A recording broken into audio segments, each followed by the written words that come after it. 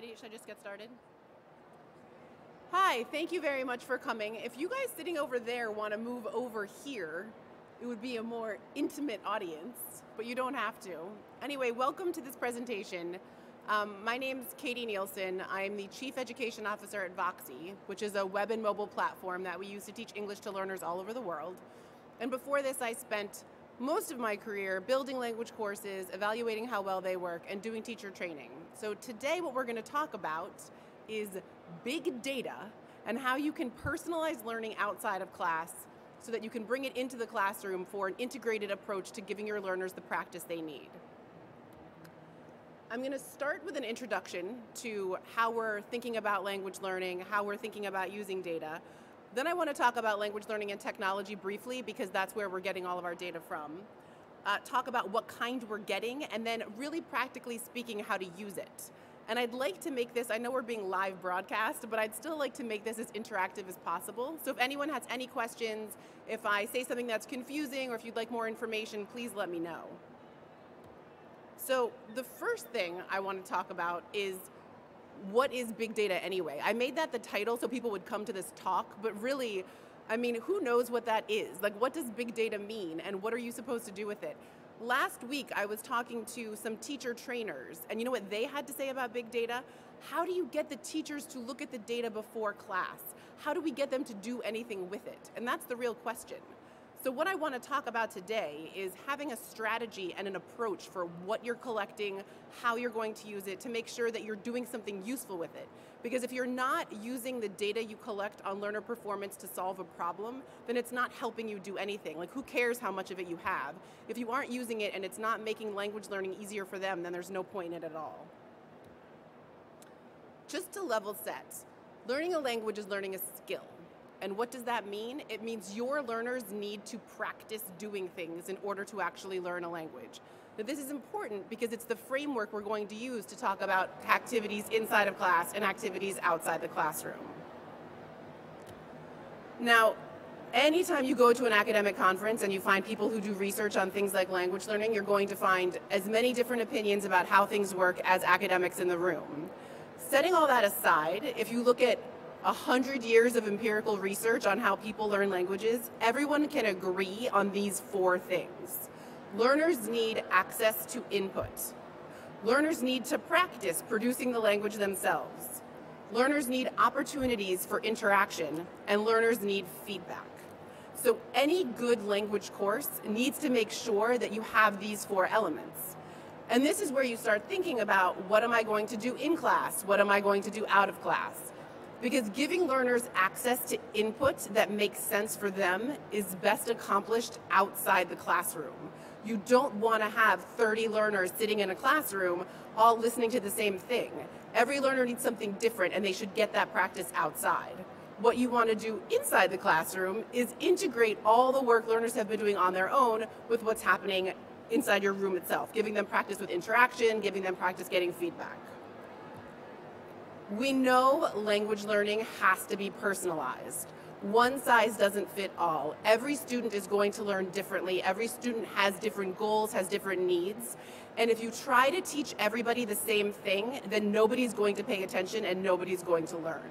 The best language learning works when people get individualized practice with the things they need the most help with. The other thing we know is learners don't do what we want, ever. They don't do their homework, they don't do what you ask them to do. If they don't know that you're paying attention, they aren't going to do anything outside of class. So instead of fighting against this problem, you need to work with it. Try to incorporate what you know learners are doing into your instruction. Don't just assume they're going to do what you ask, because they won't actually do it. So we've talked about input, output, interaction. We've talked about how learners aren't actually going to do what you want. What you need to do is figure a way to use technology to solve problems. You want to use software for what technology can do best, so you can use people to do what humans do best. And that should be the framework that you're thinking about when you're figuring out activities that are done inside of class versus activities that are done outside of class. Leverage technology to give learners individual practice so that you can have them in person in classrooms doing the things that people have to do together, like talk to each other. Does that make sense? Anyone have any questions so far about the framework we're working in, how we're thinking about language learning as practice? Okay. So, next let's talk about technology. What can technology actually do? Well, we know it can individualize instruction. Why is this important? Because we know that personalized instruction works best for language learning. What else can technology do? It can offer authentic experiences. What does this mean? It means all of your students who aren't doing their homework actually are doing things with technology all the time. They're outside of class listening to music, getting directions through their GPS, talking on their phones, setting up meetings, doing all sorts of things in English. What you want to do is try to find a way to take what they're doing outside of class already, using technology, and bring those activities into the classroom. Because you want to try to integrate language learning with learners' daily activities.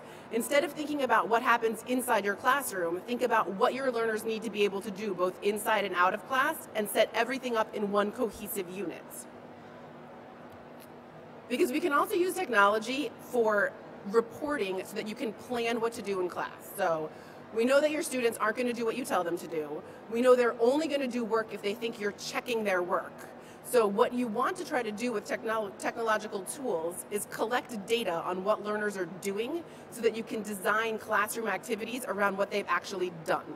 And this is turning things around a little bit. It's not following a traditional idea of curriculum design where you teach the third person conditional because it's Tuesday and that's what you do on Tuesdays according to your syllabus. It's saying, okay, I'm going to figure out what my students have done and then I'm going to work with them to bring that into my classroom. So let's take a step back. We know that you need personalized practice based on learners' needs. That's a fact. We know that using authentic content is better for language instruction because it gives learners practice with real materials, real tasks, things they actually have to be able to do. We know that they're already using technology to do things outside of the classroom in English. We know that you can get access to data on what lots of learners have done.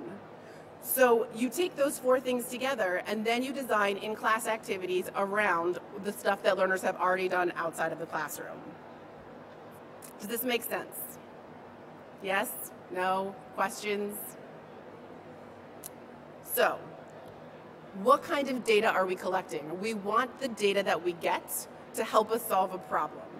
And before you even think about what kind of information you're going to get about what students are doing, you need to think about what your students need. So the key to that is a needs analysis. And it's very simple. Who needs to learn English? Who are you teaching? Why are they learning it? What do they need to read? What do they need to do? How am I going to measure success? And what data are going to be available to me?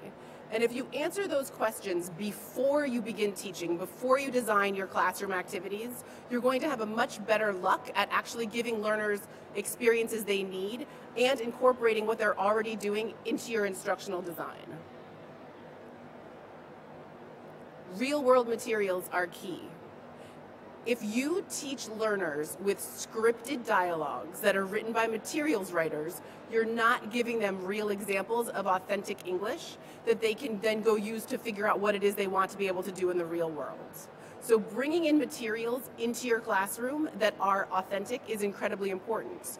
And what you want to do is let learners use those outside of class. You don't need to have everybody sitting in the room reading the same 30 people reading one article. You want all of your learners outside in the world reading things that are interesting to them, working on tasks that are important to them, filling out forms, getting ready to study in the United States, preparing to take a test. Learners have so many different needs based on whether they're learning English as a foreign language, English as a second language.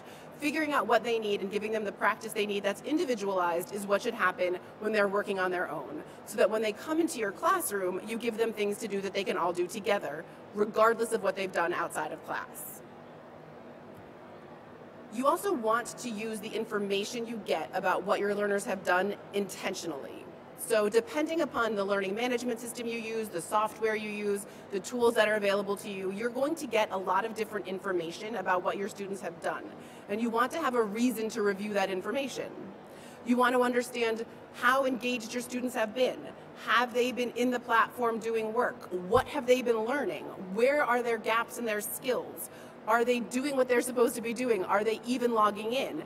A snapshot look at what your learners have been doing using technology outside of the classroom will help you design materials in class that leverage what they've actually done. We said before that students don't actually do the work, so it's important for you to understand what they've done so you can design your materials around the real world scenario that you find yourself in, which is that they've done something. It might not be what you told them. So in this case right here, I have an example of some student data on the board. You can see when students last logged in. So rather than coming into the classroom and assuming everyone's seen what you've told them to see, you know what they've done and you can design materials accordingly. So now let's talk about how to actually design these activities, which is the point of this presentation. So the first rule of designing activities for work inside class and out of class is that learners won't do work that you don't see. Now this is common sense, but it's also backed by lots of research on online engagement. If learners don't believe that their teachers are looking at what they're doing, then they don't do it. So you either need to look at what they do, or you need to make them think that you're looking at what they do, because they aren't going to do it if they don't think it's graded. That also means that you should make everything useful. So what you ask your learners to do outside of class should be relevant to them. It should help them do something in some way. And this means thinking outside the box a little bit. It means not deciding at the beginning of the semester what all of your assignments are going to be. It means asking your students, what are you doing? Like, why are you learning English? Because they all have a reason. When you ask students why they're learning English, they often will say, to improve my English speaking skills, to improve my listening skills. But if you dig a little deeper and find out what they actually need to be able to do in English, then they give you really rich data that you can use to design your class activities. Somebody needs to write a letter, somebody needs to read a letter, somebody's applying to graduate school, somebody needs to read the medicine bottles that the children's doctor has given them. They all have different reasons for learning English. Somebody wants to pass the TOEFL. They all have goals, and if you understand what their real world goals are, you can give them things to do outside of class that they actually want to do anyway. And you can use technology to capture those things and have them bring them back into the classroom. Because that's the third point on this slide about rule number 1. They won't do work you won't see, but you can leverage what they're already doing. There's got to be something that your learners want to do in English, and you should figure out what that is and ask them to do it, because then they actually will. So rule number 2, learners should do different things outside of class. And this is where this gets uncomfortable, and not every teacher is happy with this, because you can't control what's going on if you let your students all do different things. But it's important for them to all do different things because learning a language requires individualized instruction, and if they're all doing the same thing, then they're not getting the practice that they need. So you should have them read things they want to read, listen to things they like. You can also have them bring real-world problems to solve into your classroom. You can have them use technology to record themselves doing things in English and bring those recordings into the classroom to talk about as a group. You can use their technology that they're already using, have them take screenshots of posts that they want to post on Facebook, have them show you examples of song lyrics they don't understand. Really empower your learners to understand why you're asking them to do this work, how language learning works, that they need to do their own thing, that it needs to be important to them. This is a really important piece because a lot of language learners don't understand that they need to take ownership over what it is they want to be able to do in the language. And if they do, they're going to make progress much faster. A lot of English learners think, okay, you're the English teacher, teach me English.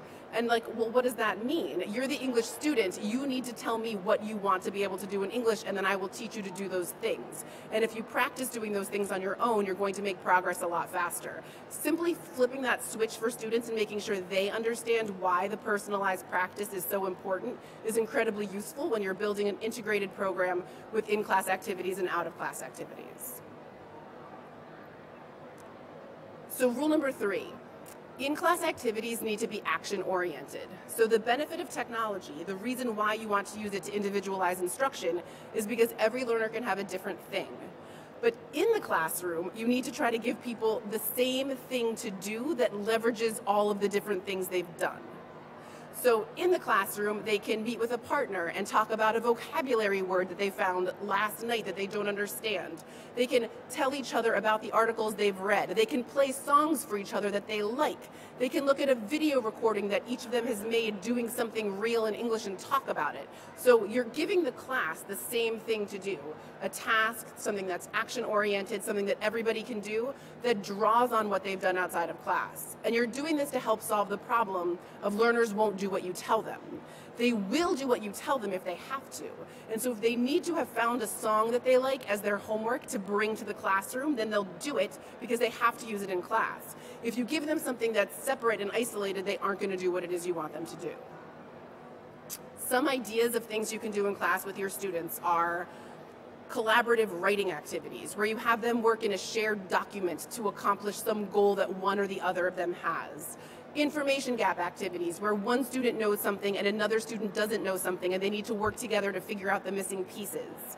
Problem-solving activities, where one of them has been doing research on some piece of information that you need to have done for your curriculum and another person has done a different piece of the research. Anything that forces them to communicate in the classroom is a good in-class activity, and it can leverage whatever they're interested in, whatever they're doing outside of class. Rule number 4 is use the data that you have. So if you know that students are struggling with something, then that's when you take the whole class and you give them all information about an area where all the students need help. If you know that everybody has read the same article, then use that article in class. If you know that people are struggling with understanding some listening comprehension materials, then play those materials for the entire class and make sure students understand how to do it as a group. It's okay to make them all listen to or watch the same thing if they've already done it, if they're all struggling with the same areas, but you want to try to get the information that you need outside of class to bring it into the classroom. So what are the objections to this? The first one is that learners need to do the same thing. How are they going to learn English if they're all doing different things? How am I going to know what they're doing? How do I know it's going to work? And this is where you kind of have to trust the system. Like, we know from dozens of years of research that learning a language is learning a skill, and learning a skill requires practice, and you have to pay attention. So what I'm doing right now, giving this lecture to all of you guys while you all have other things you're thinking about, is the worst way to teach anybody anything ever. Because all of you are looking at me thinking, like, is she still talking? When is she going to stop? What am I going to eat for lunch? How long is the line by the coffee cart? And you're not really paying attention to what I'm saying. Now, if I were trying to teach you English while I was doing this and you stopped paying attention and you were a low-level English student, you would have no idea what was going on. We were wasting my time, we're wasting your time. Even though the students are sitting in the classroom, even though that they're listening to what you're saying, they're not getting anything out of it. But if your students are interested in politics, in sports, in world news, in celebrity gossip, and they're listening to people talk about those things, they're going to pay attention. They're going to get the practice that they need to improve their listening skills. If they need to go take the TOEFL and listen to a complicated text, and they've spent 15 hours practicing listening to things they like, they're going to do much, much better on the TOEFL than if they've spent 15 hours listening to something that they're not interested in. Because people don't pay attention when they aren't interested, and there's nothing that you can do about it. So what you need to do is acknowledge it and then let them do different things, because it will work. So that's the first objection, and that's my response to it. The other one is that feedback is hard to give to groups. And that's true, but it doesn't matter. If you have 30 students sitting in the classroom and you've broken them into 5 groups, so each group is working on different things, and you don't have your entire class period with each group of students, that's okay. Because the feedback that you give to a small group when you see them working on a problem and they're all engaged in it is going to be more meaningful to them than when you're giving feedback to the entire group that isn't relevant to anyone. 10 good minutes of a teacher paying attention to what the students are doing are way, way better than 60 bad minutes of the teacher just talking and nobody getting anything out of it. And so it's a good idea to break students up in the classroom. And here's another place where you can actually use technology. If you are really concerned about giving feedback to all your students at once when they're doing group work, have them take their phones out, which they all have anyway, and record what they're doing. because then they get authentic practice communicating, you're not there interrupting them, and then you can play the recording for the entire class afterwards and really break down where students are struggling, who's having an issue with pronunciation, where someone doesn't understand a word. It's sort of like embracing the chaos that comes with a communicative class will actually help your students do a better job. This is messy and hard to plan. That's totally true. You cannot sit down at the beginning of a semester and plan out exactly what's going to happen all semester long when you base your lesson planning on real-time data about what your students are doing. But that doesn't mean that you shouldn't do it. It's a better way to approach integrating in-class work and out-of-class work. So let's remember, we know that individualized practice works. Learners won't pay attention if they aren't interested. We also know that grammar instruction works better when it's just in time. What does this mean? It means that if you notice that your students are struggling with a specific grammar point, then it makes sense to stop the class, give them feedback, give feedback to small groups. It doesn't make any sense to teach everybody the same grammar because that's what you want to teach, because it won't be relevant, it won't be interesting, and it won't make sense to your learners. It'll be another example of this, of you spending time teaching and your students spending time learning, but nobody actually learning anything because they're not paying attention, it's not relevant, they don't see the connection. And fundamentally, remember, and I've said it a few times, learning a language is learning a skill, and learning a skill requires practice. And that's great for language teachers because it means you don't have to figure out every little piece. You need to set up the right environment for your students to get the practice they need to improve their skills.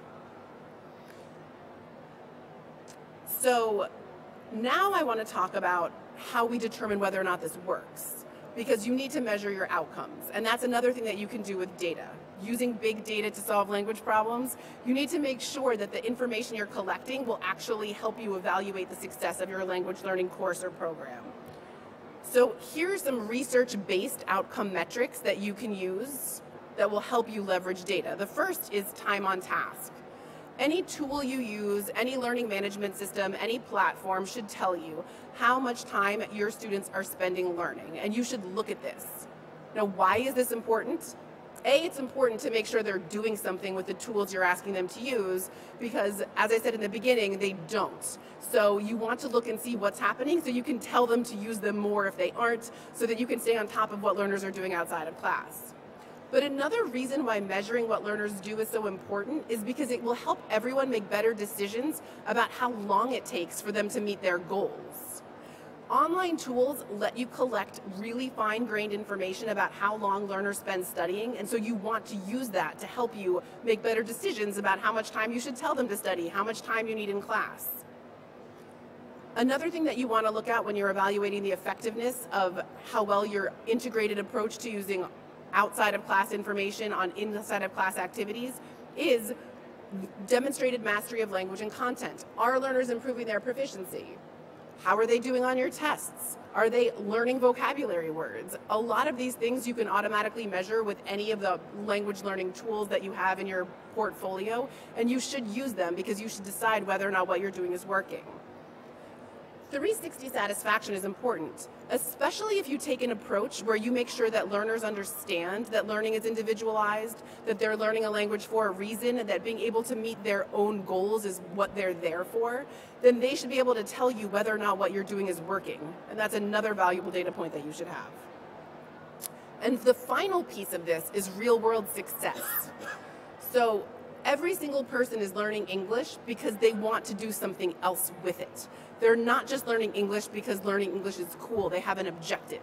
They're learning English because they want to get a better job. They want to travel to the United States. They wanted to get into graduate school. They need to take the TOEFL. They need to talk to their children's teachers. Making sure that learners understand that what you're doing is creating an environment where they can meet their goals and that you're collecting data on whether or not those goals are being met is incredibly important. And it makes learners understand the relevance of what they're doing in your classroom. So I said at the beginning that a lot of these things should be automatically tracked and measured, and it's true. It's one of the reasons why technology can give us access to information that can help us make our classes better. And this stuff should happen automatically, and you shouldn't have to do that work. So the next slide just shows you automatically collected data on whether or not learners are improving their proficiency. So we looked at thousands of learners, we looked at how long they spent using our platform, and we looked at their proficiency improvement over time. And you see consistently that lower level learners are able to improve a proficiency level after about 3 months of work or 14 hours, and more advanced learners take longer but consistently improve their proficiency after 25 hours, 36 hours. This information should be collected automatically by any tool that you're using so that you can measure the effectiveness of what happens when learners are using the technology outside of class and also how you're using it inside of class. The next slide looks at one of the other metrics that I mentioned. This is achievement, which is, did learners learn what you taught them? And we have the same thing here. 84% of learners passing their tests, 100% of learners meeting expectations. These are tools that you should get. This is data that you should get for free. You should get this automatically from any piece of technology that you're using so that you know whether or not it works. And so when you go back to what we said at the beginning, which is use technology for what software can you do best so humans can do what people do best, teachers shouldn't have to figure this out. You should get this information from anything that you're using. So let's recap. We need to understand how language learning works. Data should add value and solve a problem. Just like your students aren't going to do what you ask them to do, you're not going to look at information if it doesn't help you. So have a plan for what you're going to do with it. Assignments that link classroom work to real-world practice are more effective. Why are they more effective? Because students are already doing things or already want to do things in English. If you have them bring those things into the classroom, you create a cycle where they're getting more real-world practice to improve their skills faster. Technology has to be able to report outcomes. If your tools don't tell you whether or not they're working, then you're not using the right tools. Everyone needs to pay attention. And what does that mean? It means when learners are getting language learning experiences that aren't interesting to them, they aren't going to pay attention and no one is going to learn anything. So everything you do should be designed to create experiences for your students where they have to pay attention. Because teaching the right thing is different for every learner. And you can't use a one-size-fits-all approach to successfully teach learners in a classroom. That's why what you want to do is send them out on their own to use technology to get personalized practice. So when they're in the classroom with you, you can leverage what they've learned outside of class to make sure it's working. Now, what I wanted to do now at the end of the presentation was see if there are any objections to this, questions. Usually when I talk about how to design materials like this, people have questions about how to apply it practically. And even though this is being broadcast, I can repeat the questions up here so that everyone can hear them. But are there any questions or comments from the audience? Yes.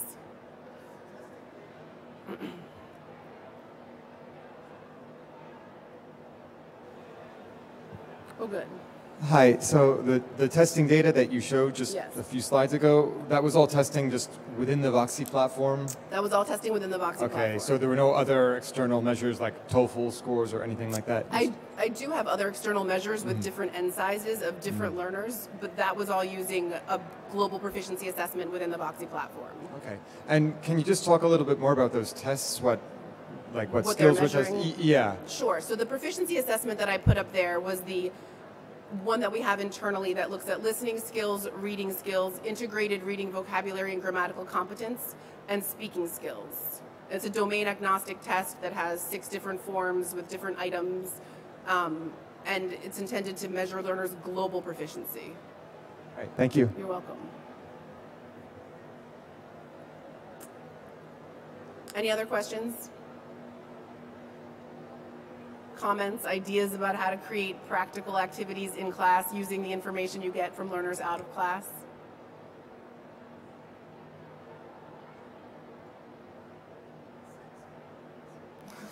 Great, thank you very much. Oh, hold on, there's another question.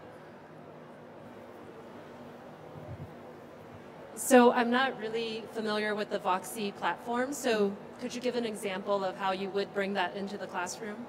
Sure. So the Voxy platform is a highly configurable web and mobile platform that's designed to offer personalized, authentic practice to learners so that they can then get really specific feedback on their strengths and weaknesses. And when you use it in a classroom environment, they would get this authentic practice outside of class, and then inside of class talk about what they learned, do some of the activities I was talking about where they're sharing information based on having done different things. That said, because it's a technology platform that uses authentic content, you can also bring that content into the classroom. Have students watch a video together, have them listen to an authentic dialogue together, and have them work in teams to make sure they understand what they've read, that they can repeat role plays with the same sort of models they've seen in class. Sure.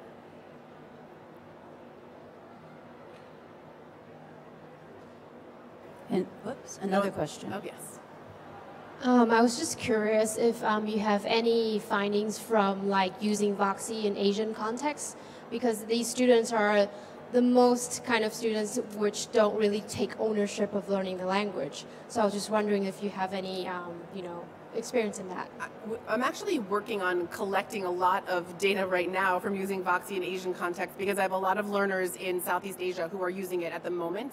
I don't have any results to share, but that's something that I would be happy to make available when I have some. Because yes, and it really is a question of teacher training and making sure that teachers understand how to tell students what they're expected to do and why taking ownership will help them improve their proficiency.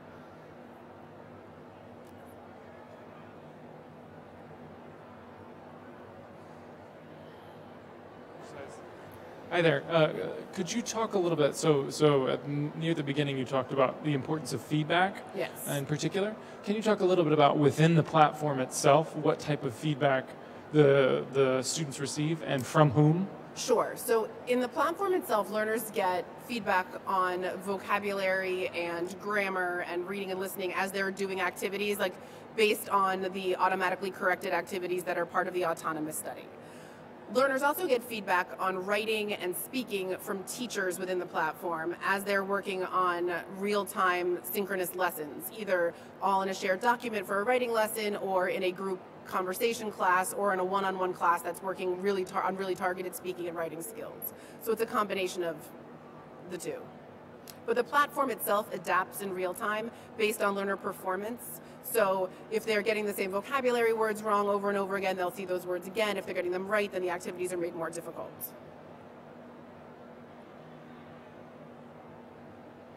Any other questions? Well, would you please help me and thank with a round of applause? Very much. Well, we appreciate your presentation. Thank you very much.